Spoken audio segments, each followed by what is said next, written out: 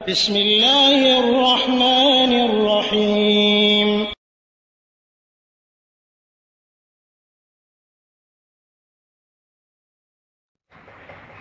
ওয়ালাইকুম আসসালাম রহমতুল্লাহ বারাকাত। সৌদি আরব থেকে বোন তাহমিনা একটি হাদিসে পোস্টে বলেছেন, যে ব্যক্তি একবার সুবহানাল্লাহ বলবে জান্নাতে তাহার জন্য একটি গাছ তৈরি হবে, যে গাছের ছায়া একটি তেজি ঘোড়া 500 বছর দৌড়িয়েও সেই গাছের ছায়াকে অতিক্রম করতে পারবে না। আলহামদুলিল্লাহ, সাল্লাতু ওয়াসসালামু আলা রাসূলিল্লাহ। সম্মানিতা বোন, আমরা সহিহ হাদিসগুলি আমল করলেই যথেষ্ট। সহিহ হাদিসে এরকম হাদিস আমার জানা নেই। আপনি শুধু বলেছেন আল হাদিস, কিন্তু আমি যতটুকু আমি বাহাস করেছি দেখেছি এরকম কোনো হাদিস পাই নাই, বরং এই সংক্রান্ত অনেক মাকদুব মানে মিথ্যা এবং বানাওয়াট হাদিস সমাজে প্রচলন রয়েছে। তবে সহিহ হাদিস এ সম্পর্কে যেটা আছে সেটা হলো কি, যে ইমাম তিরমিজি 3464 নম্বর হাদিসে যেটা বর্ণনা করেছেন, গরিব হাদিসটি হাসান এবং গরিব, এবং শেখ আলবানী হাদিসটিকে সহিহ বলেছেন।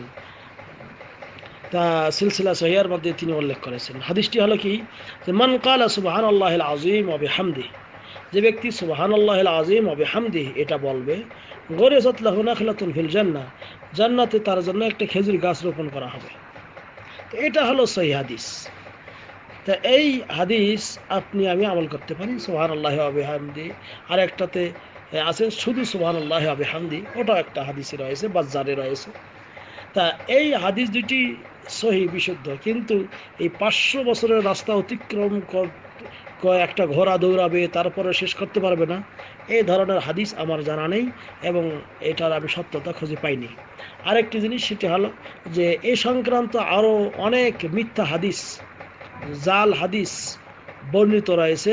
যেমন এক হাদিসে বলা হয়েছে যে জাল হাদিস মানে সহি হাদিস নয়, যেটা যে যে ব্যক্তি এই সুবহানাল্লাহি ওয়া বিহামদিহি সুবহানাল্লাহিল আযীম ওয়া আস্তাগফিরুল্লাহ 100 বার করে পড়বে, তাহলে দুনিয়ার যত কল্যাণ তার কাছে আসবে। আল্লাহ রাব্বুল আলামিন প্রত্যেক কালেমার মাধ্যমে তার ফেরেশতারা এর তাসবিহ পড়বেন, এর সওয়াব কিয়ামত পর্যন্ত লেখা হবে। এরকম সব এগুলা মওযু বানাওয়াট এরকম হাদিস বর্ণিত রয়েছে। তো এরকমভাবে ওই যে এটাও হতে পারে, আল্লাহ আলম সওয়াব, যে 500 বছরের কি মানে 500 বছর পর্যন্ত ঘোড়া দৌড়িয়ে শেষ করতে পারবে না। আল্লাহ আকবার। এরকম হাদিস আমার জানা নেই।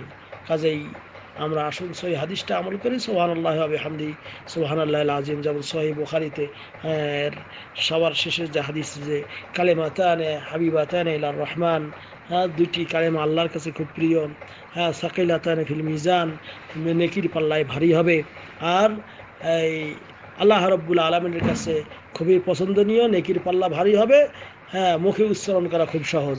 সেটা কি? সুবহানাল্লাহি ওয়া বিহামদিহি সুবহানাল্লাহিল আযীম। এটা সহিহ বুখারীর সর্বশেষ হাদিস। তাই আপনি এই আমলটা করেন, সুবহানাল্লাহি ওয়া বিহামদিহি সুবহানাল্লাহিল আযীম।